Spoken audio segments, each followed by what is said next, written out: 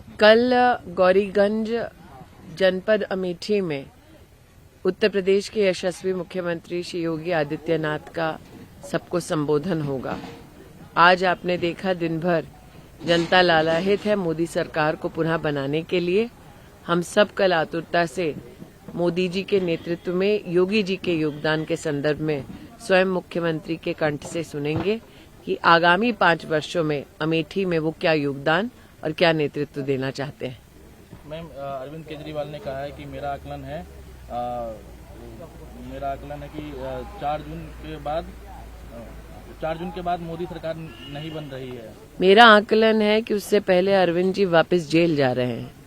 तो मुझे लगता है कि जो शराब घोटाले के लिए बेल पर कुछ लम्हे लेकर जेल से बाहर आए, उन्हें ये चिंता करनी पड़ेगी कि आजीवन कारावास में उनकी स्थिति कैसी रहेगी। मैम, खड़गे जी ने बोला है कि कहा है कि मोदी हिंदू मुसलमान का जनता को बांट रहे हैं। प्रधानमंत्री हर बात पर धर्म के आधार पर अपने लिए देश को बांट रहे हैं। वह मुद्दों पर नहीं बल्कि मटन मछली मंगलसूत्र की बात कर रहे हैं। मोदी कहते हैं कि कांग्रेस 2 कमरा है तो 1 कमरा ले लेंगे, 2 भैंस है 1 ले लेंगे।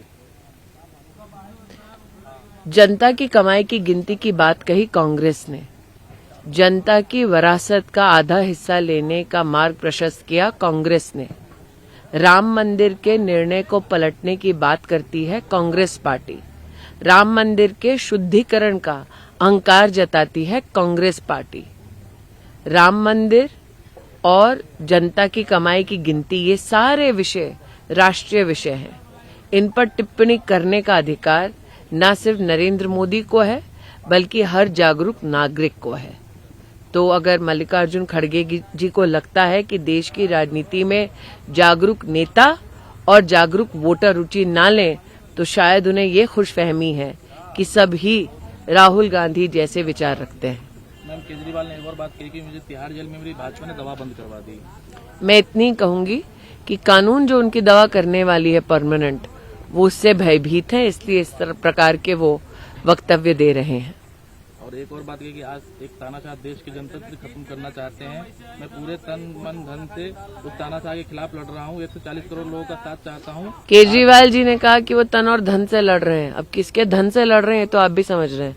और मैं बड़े लीडर्स के बारे में बोले, पार्टी के जो बड़े लीडर्स हैं, बोले कि उनको जैसे रिटायर। मैंने कहा ना, मेरा ये आकलन है कि मोदी सरकार पुनः बन रही है, लेकिन उससे पहले पुनः अरविंद केजरीवाल जी जेल के लिए रुखसत होंगे।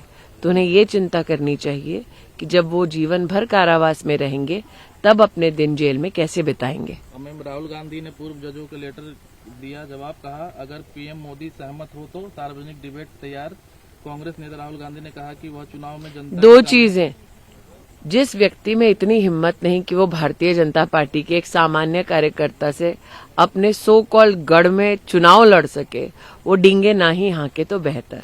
लेकिन प्रधानमंत्री मोदी के साथ समतल एक समकक्ष बात करने वाले व्यक्ति से मैं पूछना चाहती हूँ, क्या वो इंडी गठबंधन के प्रधानमंत्री के उम्मीदवार हैं?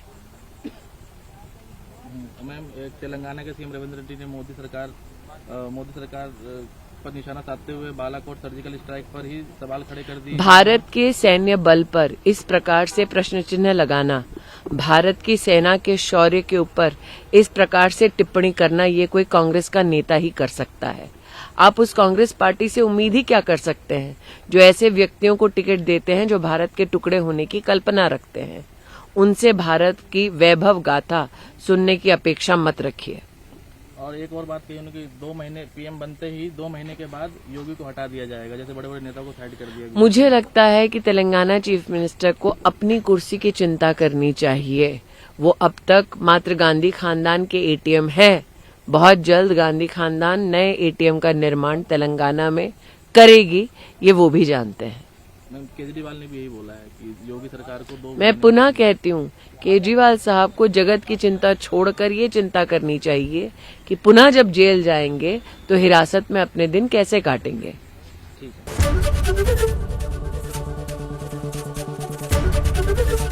एबीपी गंगा, खबर आपकी, जुबान आपकी।